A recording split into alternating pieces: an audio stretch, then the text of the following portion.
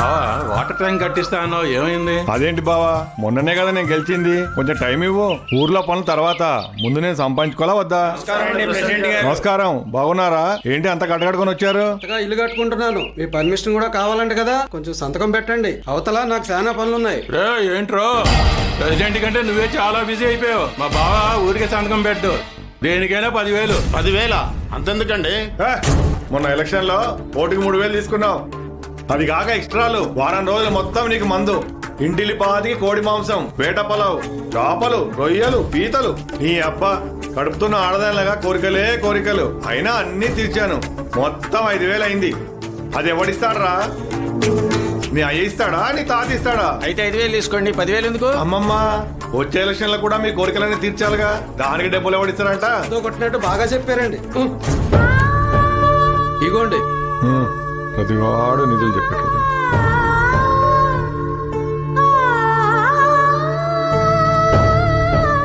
ఇదిగోండి 10,000 సంతకం చేయండి. నీకు 50,000. 50,000? అదేంటండి, ఆయనకు 10,000 నాకు 50,000? ఇది ఎక్కడి న్యాయం అండి? ఏంటమ్మో నోర్లేస్తుంది, మొన్న ఎక్స్పార్టీ వాళ్ళు ఓటుకి 7,000 ఇస్తున్నారని చెప్పి నా దగ్గర 10,000 నొక్కేశావు. అంతటితో లెక్క అయిపోయిందా?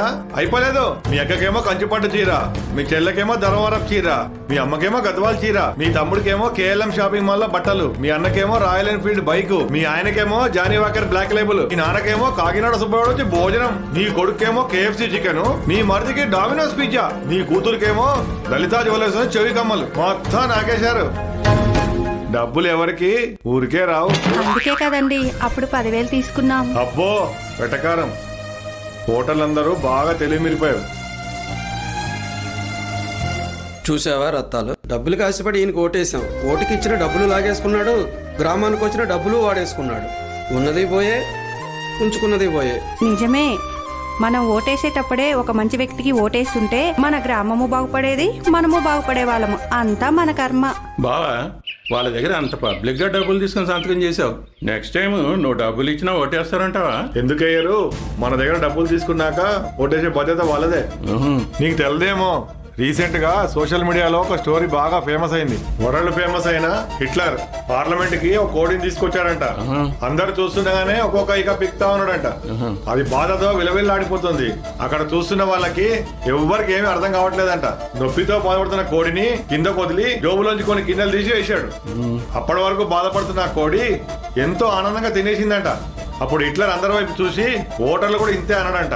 మనం ఇచ్చే మందు బాటిళ్లు, మాంసం ముక్కలు, చిల్లర నోట్లు, అదిగో ఆ గింజలతో సమానం. ఆ కోడే మన ఓటరు. అర్థమైందా? ఇది కూడా నీకు అర్థమైతే నా ప్రెసిడెంట్ పోస్ట్ కి ఎసరు పెట్టేవాడు. ఇంటికెళ్ళు.